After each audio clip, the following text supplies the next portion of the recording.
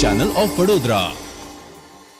વડોદરા શહેર પીસીબી પોલીસને મળેલી બાતમીના આધારે એલપીજી ગેસના ટેન્કરમાં લવાતા વિદેશી દારૂના જથ્થા સાથે એક ઇસમને ઝડપી પાડવામાં આવ્યો હતો, જ્યારે અન્ય 3 ઇસમોને વોન્ટેડ જાહેર કરી કાયદેસરની કાર્યવાહી હાથ ધરવામાં આવી છે। આગામી 31ને લઈને બુટલેગરો સક્રિય બન્યા છે। અવનવી ઢબે વિદેશી શરાબની હેરાફેરી કરવામાં આવી રહી છે।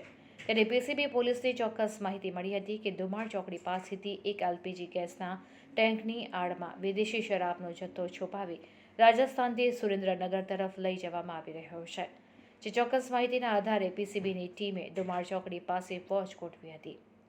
આ દરમિયાન બાતમીવાળું ટેન્કર આવતા જ તેની અટકાયત કરી પૂછપરછ હાથ ધરવામાં આવતા રાજસ્થાનનો મેઘારામ ધર્મારામ દેદારામ જાટ જણાઈ આવ્યો હતો।